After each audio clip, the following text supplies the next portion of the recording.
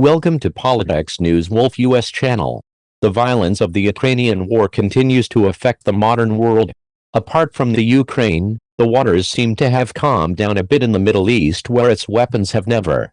ISIS, which has been causing problems for Syria, Iraq, and Turkey for many years, lost a lot of power thanks to the cross-border operations carried out by Turkey and the systematic operations of the USA. And even as a result of these operations, ISIS leader al-Baghdadi was killed. The USA has done great damage to the organization in its 10 operations against ISIS. In this video, we will tell you the details of this operate. Let's examine the USA's ISIS operations and the developments in the region together. He confirmed that U.S. Central Command forces had named the ISIS leader who was killed in a raid. This morning, the U.S. said Mohammed Ali is a senior ISIS Syrian leader and the operations planner behind the ISIS attacks in the Middle East, and this was the leader of ISIS announced this morning who was killed in a unilateral helicopter raid in northern Syria. Muhammad was the primary target of the repression. 2 more ISIS members were killed in the raid. The U.S. launched the raid after learning of ISIS's plan to kidnap officials and then use them as collateral for ISIS attempts. It is known that ISIS maintains its desire to attack beyond the Middle, and therefore the permanent defeat of ISIS is highly necessary. ISIS has been designated a terrorist organization by the United States. The group lost the power it had in 2013 and 2014, but the organization is still seen as dangerous and remains a priority for the United States. ISIS dominated much of Syria and Iraq in 2014 and was responsible for the grisly and barbaric beheadings of Western hosts, including U.S. journalist James Foley. ISIS has lost much of its power in recent years, but it still remains a threat to the United States, Europe, and other countries. The U.S. said that in August 2022, although the regional caliphate of ISIL was defeated, it remains a transnational, and added that its desires for revival and overseas operation threatened the U.S. homeland. The U.S. is working methodically to rid ISIS of its prominent leaders. In February, IS leader Hamza al-Hami was killed in a helicopter raid in northeastern Syria, which also injured 4 U.S. soldiers and a working dog. In April, U.S. forces carried out a successful airstrike that killed Kh Ahmed al, another ISIS leader responsible for planning attacks in. No U.S. military or civilian was harmed and no U.S. equipment was damaged. In yesterday's attack, the United States announced that al-B's death would temporarily impair the organization's ability to plan foreign attacks. In addition, it was stated that Ali Eid al-Jabra developed the organization's Turkey structure. In a statement made by the U.S. Central Command, it was noted that al-Jabra was responsible for the planning of ISIS attacks in Europe and Turkey, and that the organization had developed its command structure in Turkey, controlling large areas in Syria and Iraq. The organization declared a caliphate for a while. ISIS claimed responsibility for the attacks in Paris, France, in which 130 people died on the 13th of November, 2015, and 86 people were killed in Nice on the 14th of July, 2016. In Belgium, 30 people were killed in 3 suicide attacks in the Brussels region. In 2016, the following year, 16 people were killed in his attacks in Barcelona. The U.S. attacks on ISIS, of course, concern Turkey as well. The fact that Turkey is both a NATO ally and has been fighting ISIS for years shows us the result of the operations carried out by the USA in coordination with Turkey. In addition, the USA and Turkey are not only carrying out military operations against ISIS, but also some finishing practices off the field.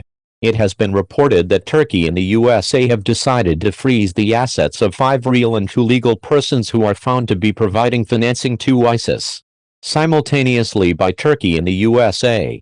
The statement said the public is also informed about the said decision in a statement made by the Ministry of Treasury and Finance.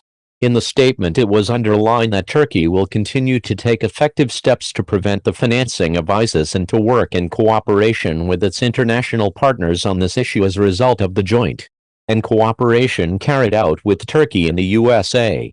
The assets of 5 real and 2 legal persons in Turkey and the USA who helped the financial network of ISIS, which was found to be operating in Turkey, were frozen.